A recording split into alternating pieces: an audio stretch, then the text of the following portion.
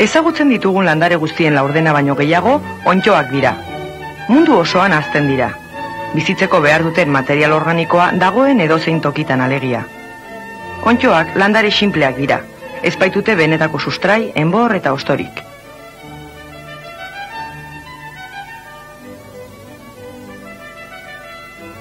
Onddoen taldean perretxikoak, legamiak, lizunak, mildioak, bakterioak, erdoirontxoak eta ausperretxikoak bezalako landareak sartzen dira. Onddo mota batzu jangarriak dira. Beste batzuk, amanita hau adibidez oso pozointsuak dira. Elikagai batzuen itxura onddoen ihardueraren ondorioa da. Onddoek elikagaiak suntsitu ere egin ditzakete. Onddo batzu hasita penizilina eta beste antibiotiko batzuk lortzen ditugu. Botika hauek gizakiaren eta animalien gaixotasunarekin erlazionaturiko bakterio batzuk eliminatzeko erabil daitezke. Egurra usteltzen duen onddo honek urtero milioika zuhaitzen muinari erasotzen dio.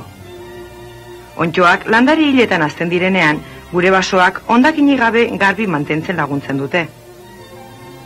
Atleta oina, pertsona batzuen gorputzean hazten den onddo batek eragindakoa da. Onddoak landareen menpe daude. Klorofilarik ez dutenez, ezin dute eguzki argiaren energia beren elikagaia ekoizteko erabili. Beraz, onddoek bizirik irauteko beste organismo bizidunak edo materia organikoa behar dituzte. Elikagaia beste bizidun batzuetatik, adibidez gari honetatik, ateratzen dutenean bizkarroi edo parasito deritze. Botatako zuhaitzonen motzondoa bezalako materia organiko hiletik elikatzen direnean, saprofito deritze. Klorofilarik edo beren elikagaia ekoizteko ahalmenik ez dutenez, argia ez da hazkuntzarako baldintza. Perretxikoak landare talde honetako onddorik ezagunenak dira. Bere goikaldeak txapeltxo itxura du. Behealdean orriak dituzte. Txapelari, hanka dituriko enbor itxurako egiturak eusten dio. Hanka inguratuz, eraztuna dago, eta perretxikoa lurzorutik ateratzeko ahaleginetan dabilenean, txapela eta hanka elkartzen direneko gunea markatzen du. Lurretik kanpora geratzen diren atal guztiak, landarearen ugal aparatua edo fruitua dira. Lurrean sartuta, perretxikoak ifa dituriko arizpi sarea du. Ifa multzoari, mizelio edo perretxikoaren gorputz vegetatibo deritzo.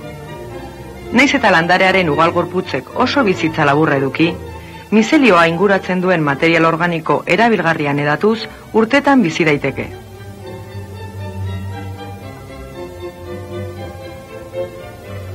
Aldikako fotografia erabiliz, perretxikoa lurretik irtetean nola hazten den ikus dezakegu. Ikusten ari garena, benetan, egun batzuk eta aste bat edo gehiagoko tartean gertatzen da. Perretxikoa zabaltzen doan neurrian, txapelaren behealdean orriak ikus daitezke.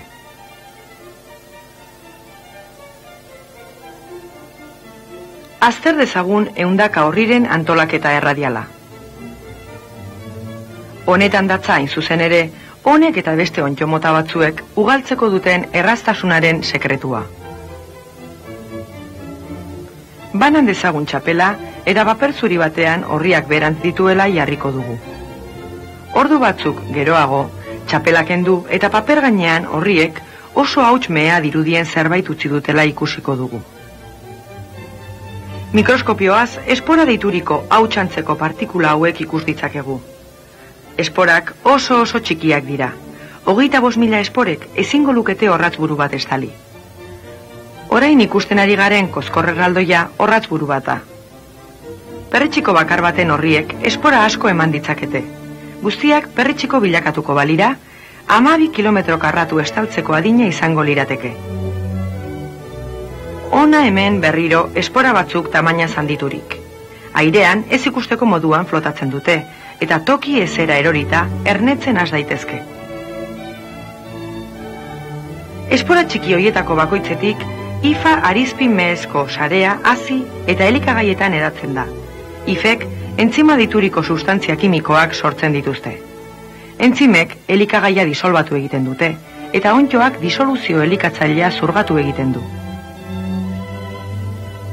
Elikagaia hazten ari diren hifek erabiltzen dute. Aste edo hilabete batzuetan, lurrazpiko arizpiak ugaldu egiten dira, eta bere garaian perretxikoa agertuko da. Ia 1.000 onddo espezie dago. Perretxikoek ez bezala, likoperdon honek zapaldu edo lauskitutakoan botako ditu esporak. Loi horiaren lizun hau perretxikoen bizkarroia da. Bere bizitzako aldi batean, loiaren lizunak ameben antza du. Ez du mizeliorik, baina bere etapa batean esporak sortzen ditu. Uraren lizun hau partikula protoplasmatikoen esporetatik hazten da. Lupaz soilik ikus daitezkeen lizunaren espora txikiak airean daude beti, bazter guztietan. Ogikozkorra edo beste edozein janari, toki ezean egun gutxi batzuetan edukiz gero lizunez estaltzen da. Lizun hauek oso desberdinak dira perretxiko, astaputz edo beste onddo batzuekiko. Lizuna garatzeko ezetasuna behar duela frogatzeko esperimentu bat egin dezakezu. Erdibi ezazu ogi xarrada bat. Sarrezazu hoietako bat lehorra etiketa duen ontzi itxi batean. Busti ezazu bestea ur pixka batez eta sarrezazu ezea etiketa daraman beste ontzi batean. Gogora ezazu onddoek azteko argirik ez dutela behar. Egun batzu igar ondoren ireki itzazu ontziak. Ikus dezakezunez, ogi lehorra eta beste elikagai lehor batzuk ez dira inoiz lizuntzen. Onddoak hobeto hazten dira elikagai edo ingurune ezeetan. Okin batzuek produktu kimikoak erabiltzen dituzte ogia lizun ez dadin. Beraz, ogi mota desberdinekin egin beharko litzateke esperimentua. Mikroskopio bidez eta kamera berezi batez, lizun sarea ogian edatzen ikus daiteke. Ekintza hau oso azkartua ikusten ari gara. Ikusi ezin duguna, legamiak ogia nola lixeritzen duen eta lizunak elikagai hau etengabe hazteko erabiltzen duela da. Bapatean bola itxurako milaka esporangio agertzen dira. Hauek hautsi egiten dira ireki eta milioika espora ikustezin irteten dira airerantz.